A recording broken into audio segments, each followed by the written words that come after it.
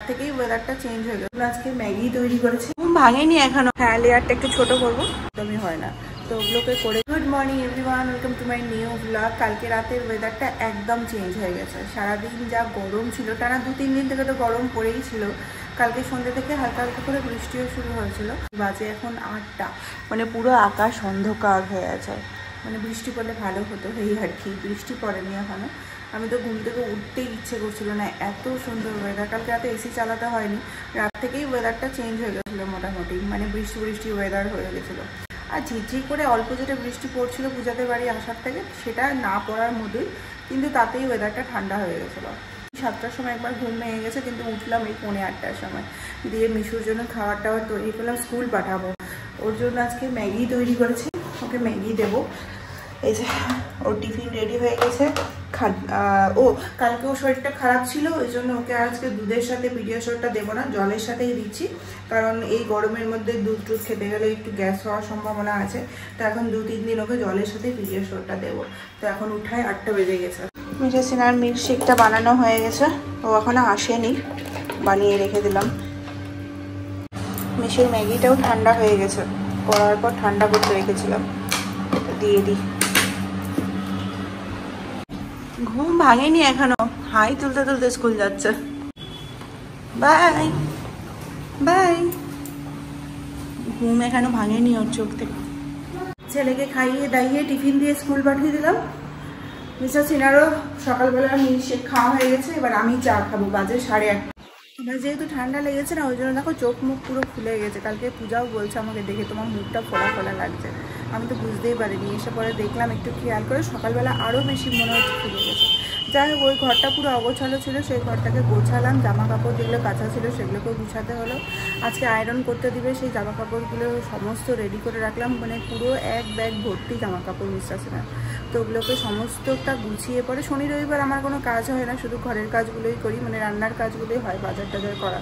ঘর গুছানোর কাজ একদমই হয় না। তো ওগুলোকে করে করে এখন বসছি চা খেতে। বাজে হচ্ছে 9টা, উঠেছি ওই 7টা 7:15-টার দিকে। লেট হয়ে গেল। ঘরে কাজ করতে করতে, কাজ কমপ্লিট না করে বসতে গেলে না, মানে বসা হয় না, এরপর বসে গেলে আর উঠতে ইচ্ছে করে না। ওই জন্য কাজগুলোকে কমপ্লিট করে দিলাম, এখন নিশ্চিন্তে বসে চা খাবো। আজকে সকালে রান্না বান্না হচ্ছে ঢ্যাঁড়স ভাজা আর ডিমের অমলেট হবে, আর ভাত এখানে হয়ে গেছে। আমার শরীরটা এতটাই খারাপ, কিছুই করতে ভালো লাগছে না, কিচ্ছু না, জাস্ট মনে হচ্ছে যে শুয়ে থাকি। ছেলেটাকে স্কুলে পাঠিয়েছি, নিতে তো যেতেই হবে, আর রান্না বান্না করতেও হবে। তো এখানে এই যে স্টেশনের ভাতটা বেড়ে দিয়েছি, আলু সিদ্ধ, ঘি ভাত, আর হচ্ছে ঢ্যাঁড়স ভাজা আর ডিমের অমলেট। ঘড়িতে 9:15 বেজে গেছে। খাবারটা মোটামুটি ঠান্ডা হয়ে গেছে, ওকে দিয়ে দিই এবার। এক ব্যাগ ভর্তি জামা কাপড় আয়রনের। সাবধানে যাবে, সাবধানে যাবে। আজকে আমাদের সিম্পল রান্নাবান্না হবে, মুসুরির ডাল পাতলা করে, তার সাথে আলু ভাজা। না, আলু ভাজাটা 4 কোনা করে কাটতে বলেছিলাম মাসিকে। আলু ভাজাটা চাপিয়ে দিলাম আগে।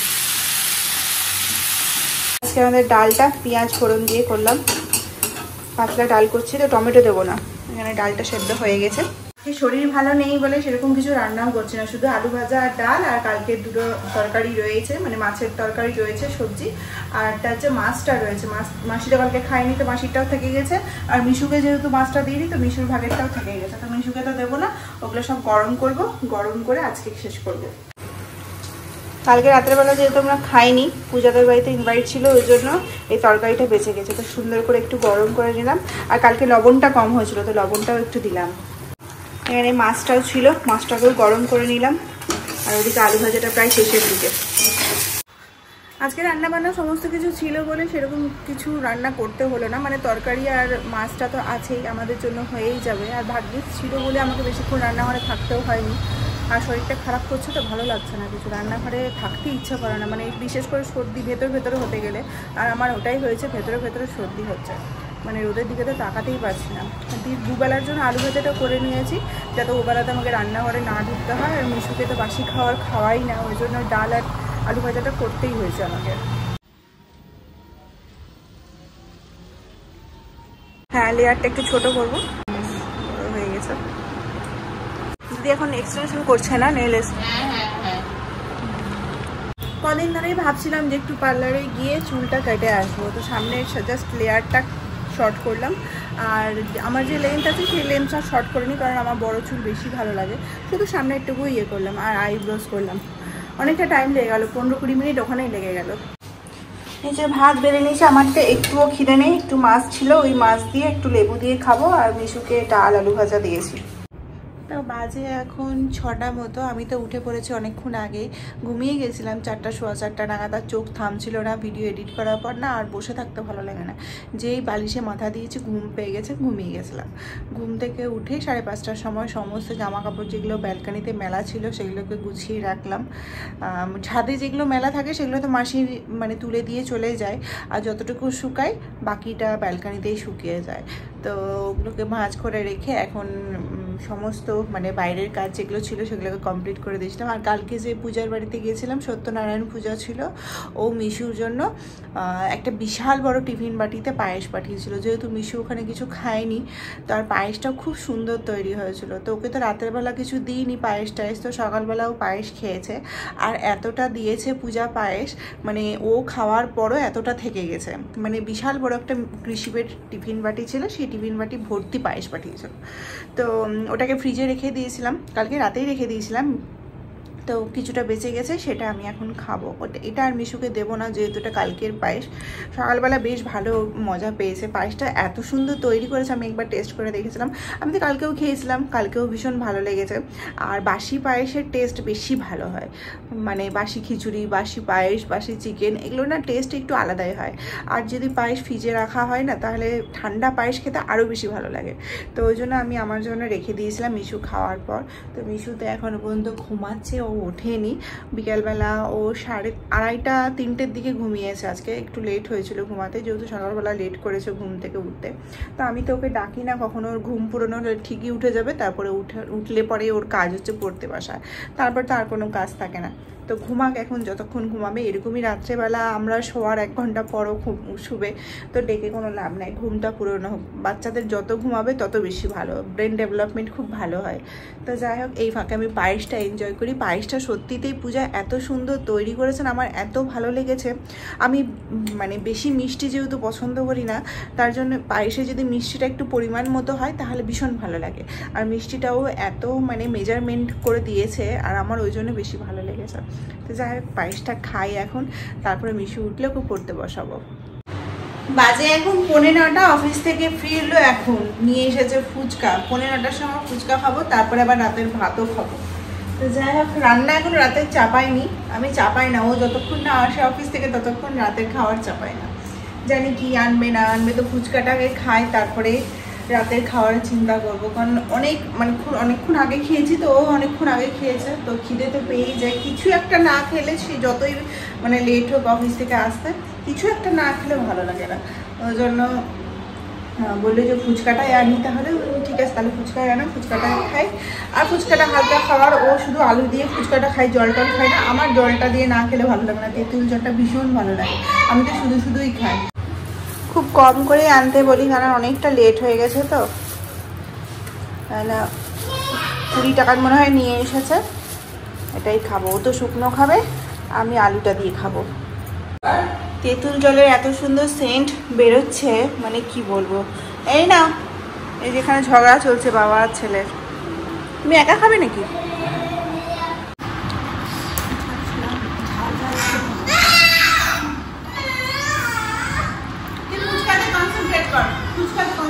না ফুচকা কেন? ফুচকা খেয়ে নাও, রাগ করো না, ফুচকা খেলে মাথা ঠান্ডা হয়ে যাবে। ঝাল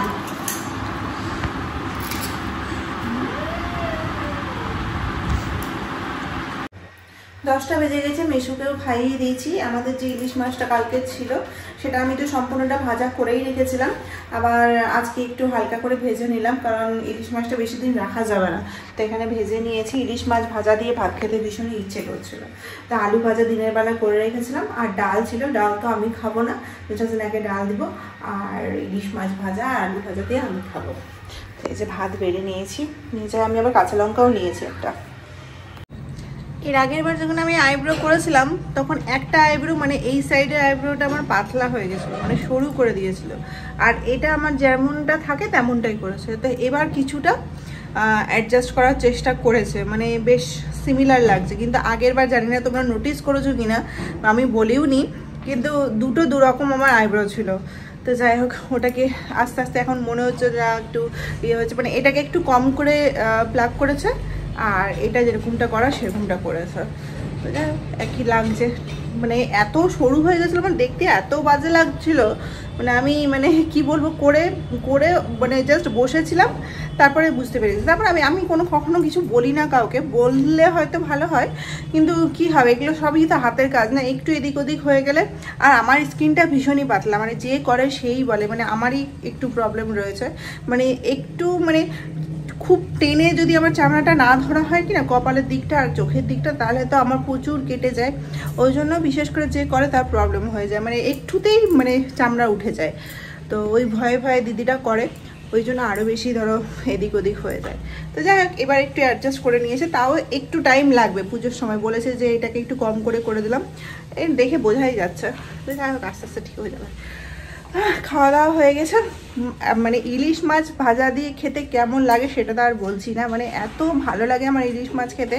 আমার ভাজাটাই বেশি ভালো লাগে, ওই জন্য কালকে ভাজা করেই করেছিলাম। আমরা ভাপাটা খুব একটা পছন্দ করি না, মানে কাঁচা ইলিশ মাছের সরষাটা আমাদের খুব একটা ভালো লাগে না, আমিও পছন্দ করি না, মিস্টার সিনহাও পছন্দ করে না। আর সরষা দিয়ে করতে গেলে আমরা হালকা একটু ভেজেই করি, মানে খুবই হালকা একটু ভাজি, তারপরেই সরষা দিয়ে খেতে আমার ভালো লাগে, কাঁচা খেতে পারি না। যাই হোক, আজকে বাকি মাছগুলো যেগুলো রেখেছিলাম সেগুলো তো ভেজে রেখে দিয়েছিলাম, ওটা একটু মানে সরষার তেল দিয়ে একটু মানে গরম করে ভাজলাম, আর সরষার তেল দিয়ে ভাতটা মেখে খেলাম, কি যে দারুণ লাগলো, অমৃতের মতো লাগলো। তো যাই হোক, 11টা বাজতে 10, অনেক লেট হয়ে গেছে। এসেওছি আজকে 9:45-র সময়, ওই জন্য খাওয়া দাওয়া সমস্ত কিছুই লেট হয়ে গেছে। আর আমাদের নিচে কাজও শুরু হয়ে গেছে, মানে জাস্ট আমাদের নিচেই আজকে কাজ করছে, মানে জেসিবিটা আমাদের নিচেই রয়েছে। আর এখন তো এসি চালাতে হচ্ছে না, ওয়েদারটা ভীষণই ঠান্ডা। জানলা খুলে ঘুমাবো, জানি না ঘুমাতে পারবো কিনা, কিন্তু এসি দেবো না। আমার চোখ মুখ এরকমই ফুলে আছে ঠান্ডার জন্যই মনে হয়, বুঝতে পারছি না। আমি তো সারাদিন বলেই যাচ্ছি যে আমার চোখ মুখ ফোলা ফোলা ফোলা, তোমরা বুঝতে পারছো কিনা জানি না। আমি ওকে বলছি যে দেখো তো একটু ফোলা ফোলা লাগছে কিনা, কালকে থেকে যে পূজা বলেছে ওটাই আমার মাথার মধ্যে ঘুরে যাচ্ছে। তো চলো, আজকে ভিডিওটা এখানে শেষ করছি, দেখা হচ্ছে কালকে নতুন ব্লগের সাথে। সবাই খুব ভালো থাকবে, সুস্থ থাকবে, বাই।